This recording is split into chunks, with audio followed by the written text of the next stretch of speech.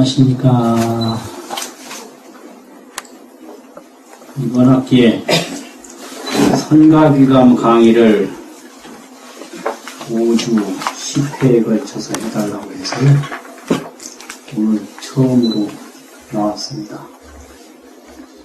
오늘은 선가귀감에 관련된 말씀을 먼저 드리고, 시간이 남으면 본문에 대해서 공부를 조금 하고 2시간을 마치고자 합니다. 그럼 한국 불교에서 선가귀감이 어떤 의미가 있는가, 여기부터 짚어보겠습니다. 제가 볼 때는 한마디로 말해서 선가귀감은 한국 불교에서 이루어진 경전입니다. 한국 불교 경전이 선가귀감이다, 이렇게 말씀드릴 수 있습니다. 한국 불교에서 이루어진 경전들이 꽤나 있습니다. 예를 들면 매일같이 독송하는 의상조사 법성계라든지, 그 완전히 한국 불교 경전입니다. 또 화엄경 약찬계라든지, 또 무상계라든지, 천수경이라든지, 이런 것은 다른 나라에는 없습니다.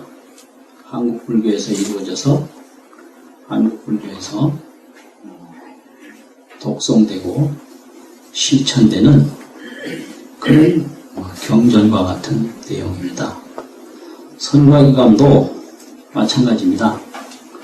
조선시대에 이루어져서 지금까지 계속 중요시되는 그런 경전과 같은 성격을 가지고 있습니다. 한국에 많은 스님들이 계셨었는데요. 한국 불교에서 대표적인 스님을 거론해 볼 때, 제가 보기에는 신라시대에서 딱 한 분 스님을 지목을 하라면 저는 의상 스님을 들겠고요. 고려시대에 딱 한 분을 지목하라면 보조 진울선사를 들겠고요. 조선시대에서 딱 한 분 지목하라면 누가 될까요? 바로 서산 스님을 들 수 있겠습니다. 그래서 한국 불교 2000년 가까운 세월 동안에 대표적인 스님상이 어떤 것이냐라고 한다면 의상 스님, 보조 스님, 서산 스님, 이런 분들을 지목해서 말씀드릴 수가 있습니다. 그럼 이분들의 공통적인 특징이 있는데요. 다 3가지 요소를 다 가지고 있습니다. 첫째는 수행, 둘째는 조술, 셋째는 교육이에요. 그래서 이 수행이라고 하면 자기가 자기를 찾는 그런 수행이 있는데, 그런 수행을 찾는다는 찾을 시자하고 소라고 하는 소우자를 써서 시무수행이라고 합니다. 시무, 자기 주인공, 자기를 소에다가 비유해서 소라고 하면 소 찾는 수행이다. 그러니까 자기를 깨닫는 수행, 도를 깨닫는 수행이 있는데, 그것은 시무죠. 도를 깨닫기 위해서 수행하니까. 두 번째는 그 깨달은 도를 잘 키워나가는 수행이 있는데, 그 수행을 키울 목자, 소기를 목자가 있잖아요. 모구수행이라고 합니다. 모구수행. 그래서 보조국사 진울 스님은 스스로를 모구자라고 호를 지었어요. 소를 먹이는 소 먹이는 사람이다. 그럼 소를 다 이제 키워서 소가 장성한 다음에는 뭐를 할까요?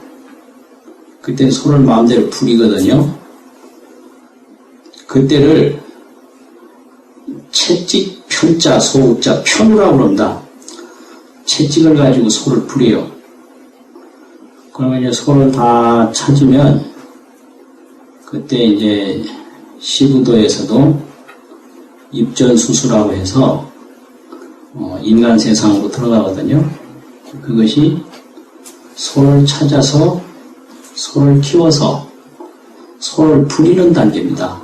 그래서 소를 부리는 단계는 이제 처음에는 도가 뭔지 모르다가 도를 깨닫고 도를 깨달았지만은 도가 약해서 그 도를 아주 성숙하고 강건하게 키우는 거죠. 그래서 예를 들면 불이 강하면 얼음을 녹일 수 있는데 불이 약하면 불이 얼음이 되어버리거든요. 이게 아주 중요한 문제인데요. 분명히 이게 지혜가 있는데 지혜가 약하면 그 중생의 그 관습 속으로 이게 들어가 버려서 힘을 못 쓰는 수가 있어요. 이래가지고 화로불이 강하면 뭐 거기에 물이 약간 떨어져도 눈이 떨어져도 그냥 녹아버려서 이런 걸 홍노점설이라고 합니다. 홍노. 불불홍자, 화로노자. 아주 펄펄 끓는 화로에는 눈방울이 떨어져도 점설이라 그냥 녹아버려요. 근데 화로불이 약한데 눈이 계속 떨어지면 화로가 얼음돼 버려요. 그래서 이 도라는 것도 도를 깨닫고 나서 그 도가 완전히 성숙할 때까지는 닦아가는 과정이 있는데 그것이 모구수행이다. 모구를 잘해야 된다. 그럼 이 도가 이제 완전히 이제 성숙이 되면 그 다음에는 뭐하냐? 도와 생활이 다 조화가 돼요. 도하고 생활하고가 항상 조화가 돼요.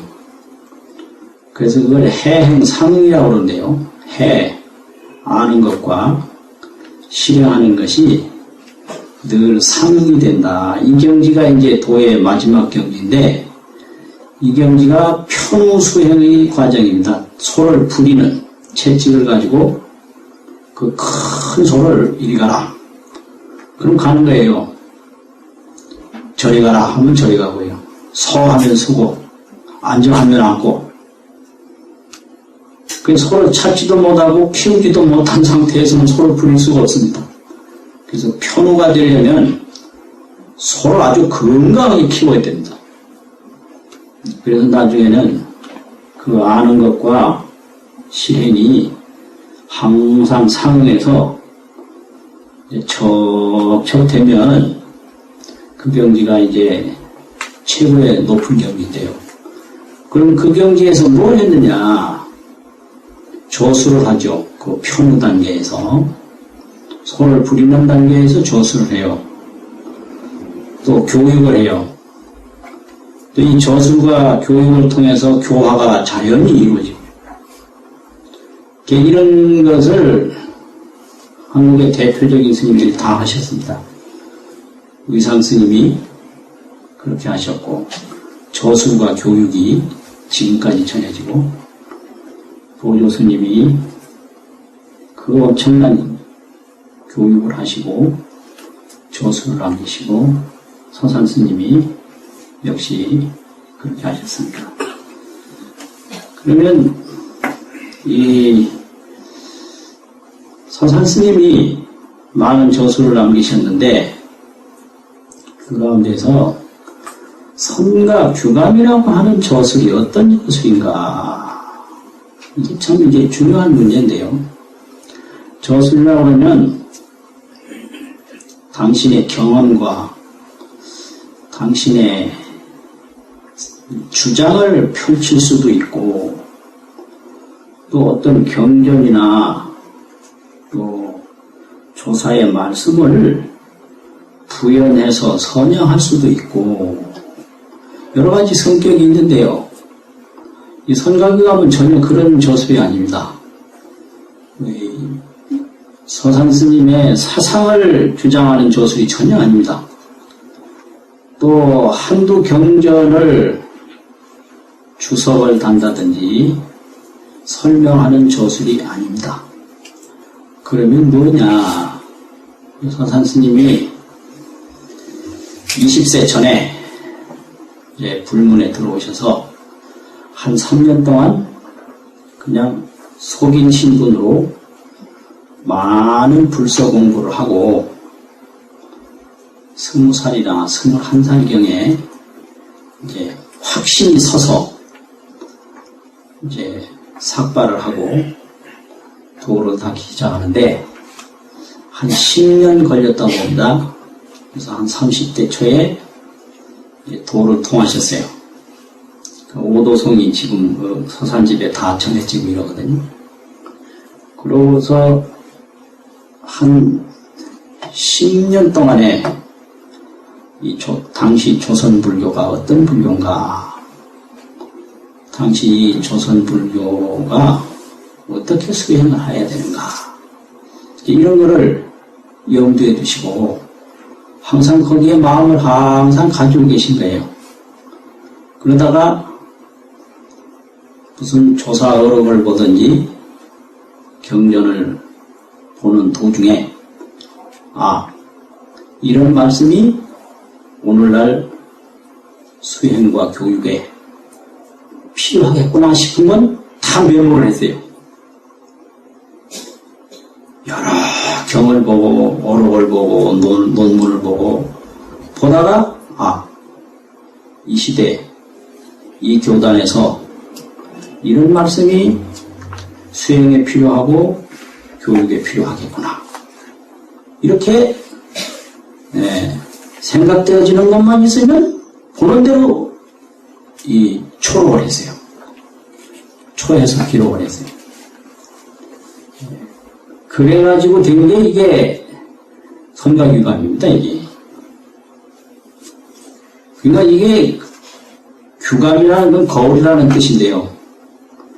거울이라는 건 뭐냐면 항상 보면 내 얼굴에 뭐가 있는지 없는지 알듯이 그거 딱 대조하면 지금 올바른 방향으로 가는지 안 가는지 금방 알 수 있도록 그 수행의 방향성을 항상 제시해주고 교육의 방향을 항상 제시해주고 그 하나하나 인생이 어디로 가는 게 참다운 길이라는 걸 늘 보면 알 수 있도록 그 해놓으신 그것이 선각유감입니다.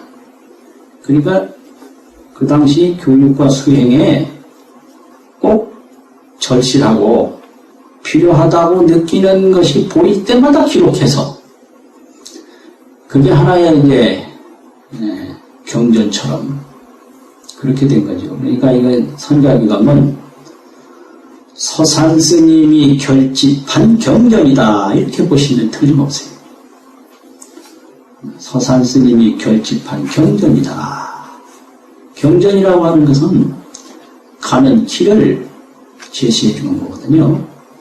또 서산 스님이 결집한 청규다. 청규, 맑은 교육이라는 거죠. 그래서 이 선각유감은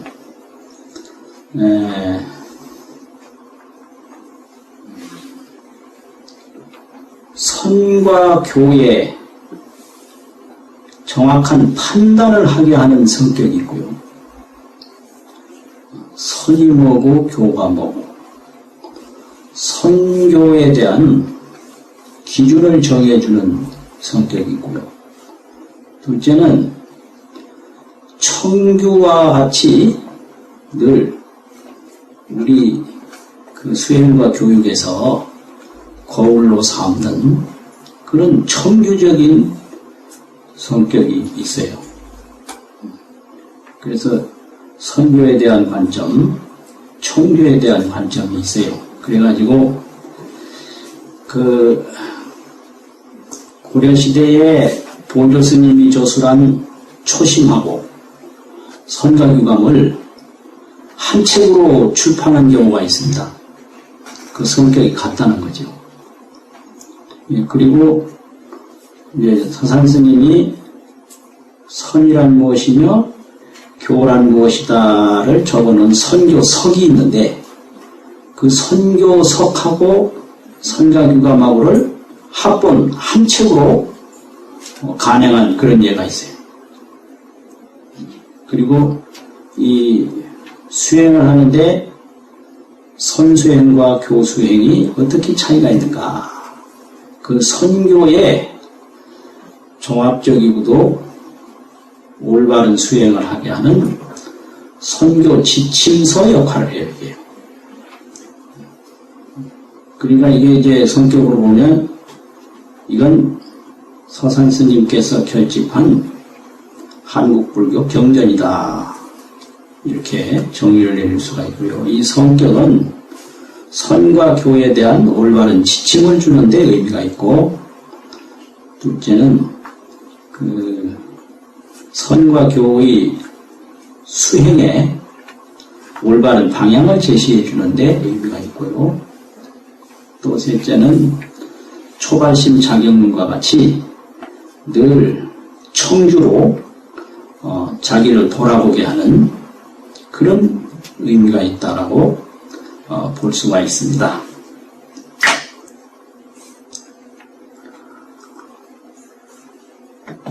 그건 그렇고요.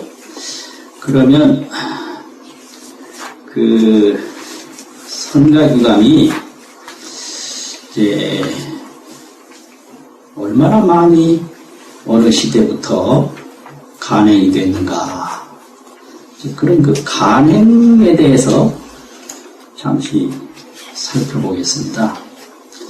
그 이번에 교재를 뭘로 할까라고 생각을 해보니까 어떤 그 번역본이나 이런 단행본을 딱 지적을 하면 또 제한이 있을 것 같아서 단행본은 전혀 이제 지적을 안 하고, 그 한국불교 전서에 보면 서산 스님 문집하고 선가규감이 수록이 되어 있거든요.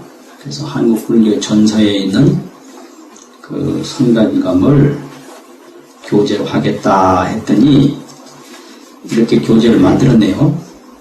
이것은 그 한국불교 전서에 수록된 그 한문 본입니다. 근데 이제 여기 보시면 그 첫 페이지에 선가규감 서가 있거든요. 선가규감 서가 있는데 그 서 제일 밑에 보면 가정갑자하에 청하당, 청호당, 백화도인이 서하노라, 이런 기문이 있어요. 가정갑자 여름이라 그러면 1564년인데 서산 스님이 1520년에 태어나셔서 1604년에 입적을 하셨어요. 그래서 우리 나이로 85세를 사셔서 아주 장수하셨어요. 그러면 1520년에 태어나서 가정갑자년이 되면 1564년인데 45입니다. 이때 나이가. 그럼 이제 도통 견성하고 한 15, 16년 세월이 흘렀다라고 봐지거든요. 그래서 이제 이루어지기는 1564년경에 이루어졌다라고 볼 수가 있어요.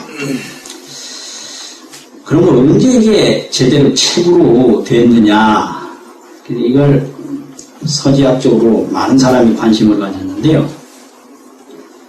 저도 한때는 공서 서지학에 관심이 많아서 불교 고판본 고서를 도서관에 막 그 당시에는 지금 공개도 안 하고 그럴 텐데 그래서 찾아보기도 하고 그랬는데 한 10년 전부터는 서지학에 관심은 있지만은 여가가 없어서 참고를 못하고 있어요.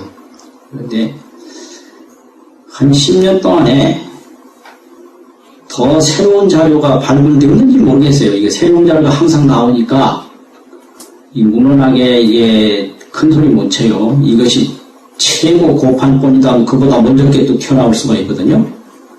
그래서 그거 하나 발견된 사람은 또 그거 막 심하게 발표하고 지나면 또 그보다 더 연대 오래된 게 나오면 또 그게 또 물러가고 막 이 판이거든요. 이것도 있고 이것도 문헌학도 이제 모래판에서 씨름하는 것과 같아서 시기자료 아주 연대 오래된 자료를 빨리 찾아서 발표하는 사람이 제일이에요. 그러니까 이 문헌학을 하려면 아는 게 많아야 돼요. 씨름판에서는 힘이 좋아야 되고 사업을 하려면 뭐니 해도 자본이 많아야 돼요. 그러니까 이것도 아주 그런 게 있어요. 그래서 제가 아는 걸로는 1569년에 간행한 게 최고 오래된 초안본이라고 알았는데 그 후에 또 발견이 됐는지 모르겠어요. 1569년. 그러면 1569년이면 서산 쓴 나이 50대입니다. 50대. 50대 이 간행이 됐는데 그 최고 이제 오래된 그 1569년에 간행한 책이 표지는 이렇고요. 표지는 이렇고 안에 이게 이게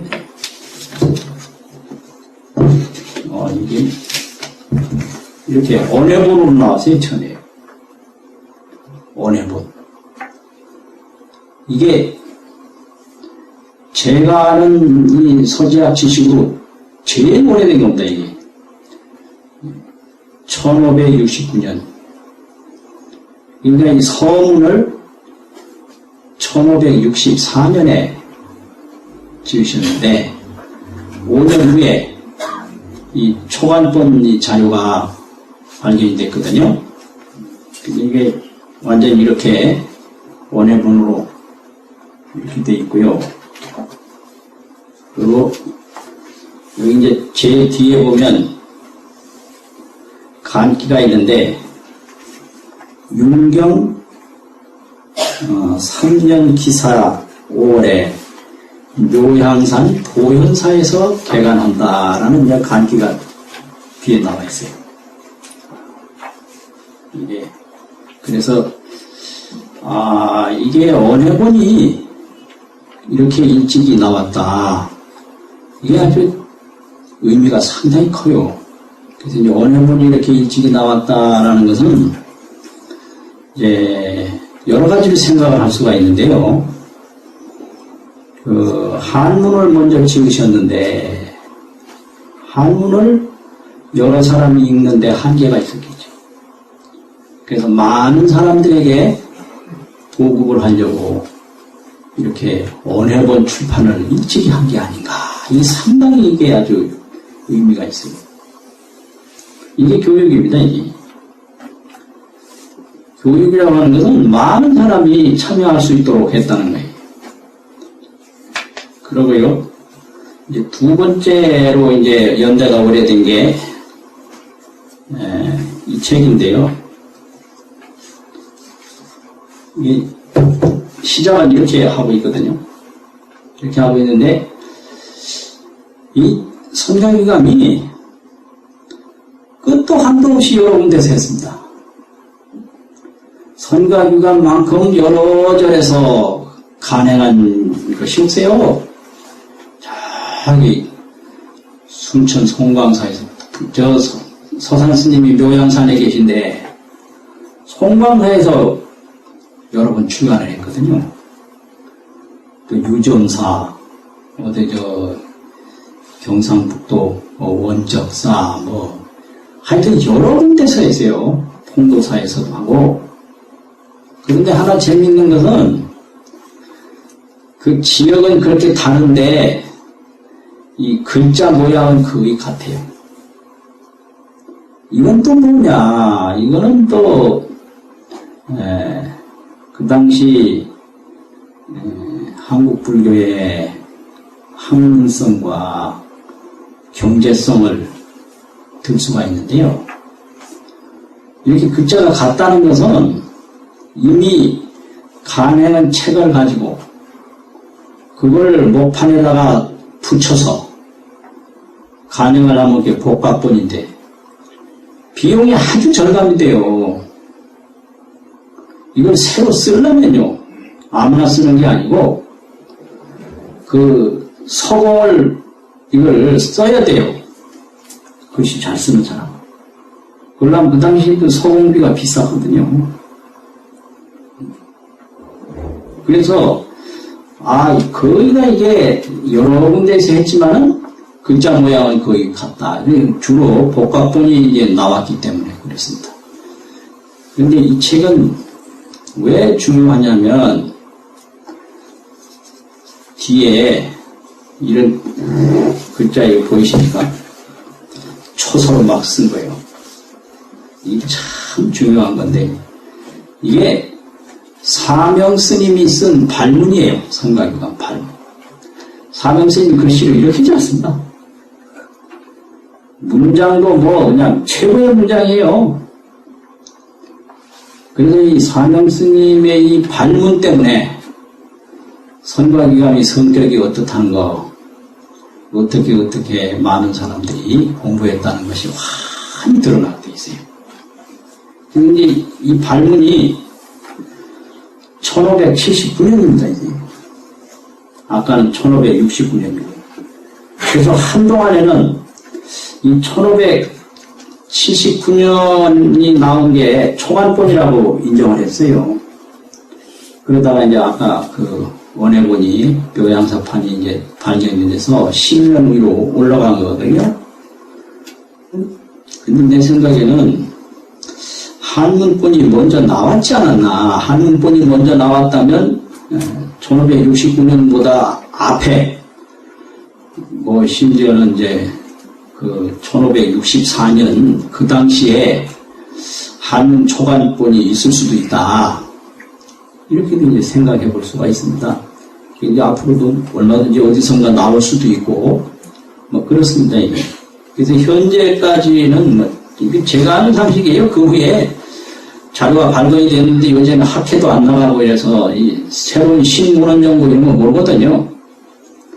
요새는 또 그런 데 대해서 별로 또 그렇게 기운도 부족하고 또 힘이 세 쫓아다니고 막 하는데 잘 안 되더라고요. 그래서 이 문헌학이라고 하는 것은 나이 많으면 잘 못해요. 졸리기도 하고 그거 꼭 알고 죽어야 하나 또 이런 생각도 들고 이래가지고 근데 이 젊을 때는 그런 데 관심이 많거든요. 아주 많아요.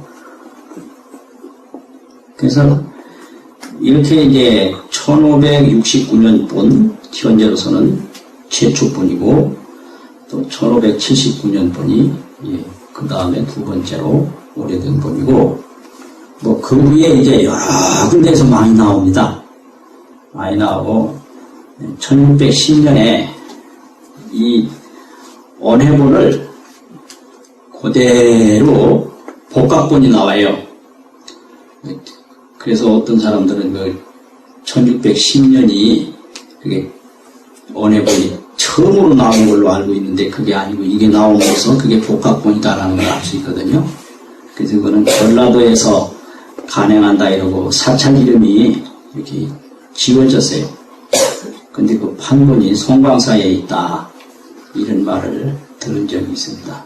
그 부분이 많이 나오래요. 그래서 하여튼 여러 군데에서 몇백 년을 두고 계속 간행을 하고 그것을 읽고 이랬습니다.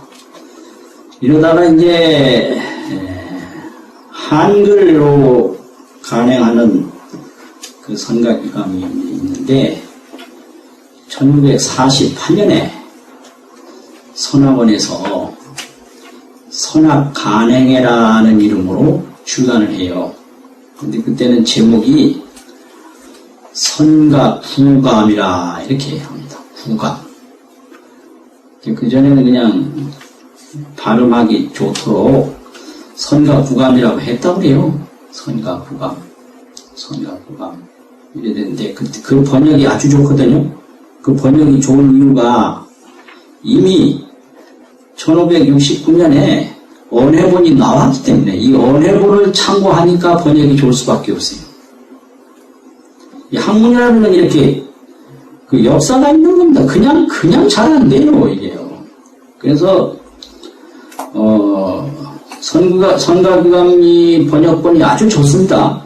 근데 그 좋은 데는 첫째가 이 언해본이 일찍이 있었기 때문에 이제 좋을 수 있었고, 그 48년에 간행하는 분도 아마 굉장히 학문이 깊으신 것 같아요. 그래서 그때 이미 번역이 잘 되어 있고요. 그러다가 이제 그 해설서를 보니까 62년에 역시 번역자 이름은 안 밝혀져 있는데 선학간행회라고 62년에 출간이 됐는데 그때 나온 책이 책입니다.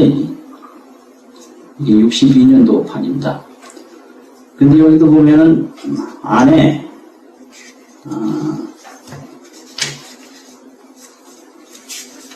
뭐라고 되어 있더라. 안에 이렇게 여기까지도 선각구감이라고 이렇게 표시를 했어요. 보이죠? 안 보입니까? 선각구감. 한자는 똑같은데 왜 한문은 선각구감이다.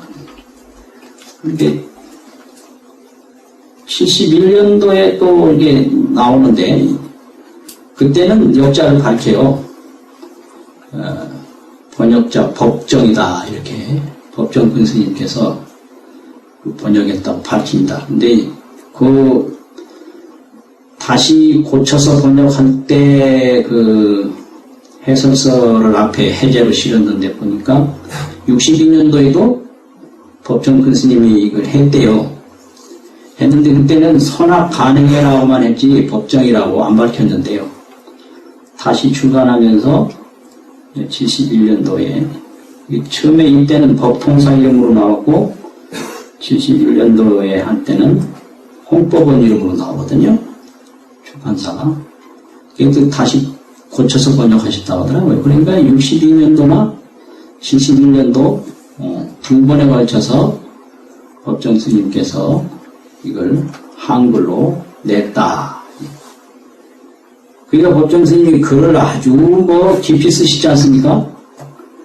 그러니까 원래 이 언해본이 있고 또 48년에 나온 것도 좋은데다가 하여튼 이제 법정 스님 같은 그런 그 학문과 문장을 갖추신 분이 이걸 집필을 하셨기 때문에 이 선각유감을 공부하는데 상당히 도움을 주고 좋은 인연이었다 이렇게 볼 수가 있어요. 그 후로는 또 이제 많은 분들이 또 뭐 강설도 내고 뭐 여러 종류로 냅니다. 내는데 그 기본은 다 똑같아요. 기본은 다 62년도 나온 거, 71년도 나온 거, 아니면 48년도 나온 거, 더 이제 올라가면 그 1569년에 나온 언해본 이런 걸 근거로 해서 이게 다 해설이 이루어지고 번역이 이루어지고 하거든요. 근데 이렇게 되어 있습니다. 그러면 그 하나만 더 보여드리고요. 이 책이 이제 그 앞에는 선가기감이고요. 뒤에는 선교석이에요. 이 굵은 글씨는 선교석이고요. 이 앞에는 선가기감이고, 그래서 선교석하고 선가기감하고 이렇게 합책으로 간행도 했고, 개초심 확인, 초심하고 선가기감하고 합책으로 간행도 해서 그야말로 한국 불교의 경전으로 그렇게 통용이 됐다라는 말씀을 드리고요. 그러면 이제 그 교재 서문하고 또 사명스님 발문을 통해서 선가규감에 대한 조금 더 깊이 있는 내용을 보도록 하겠습니다.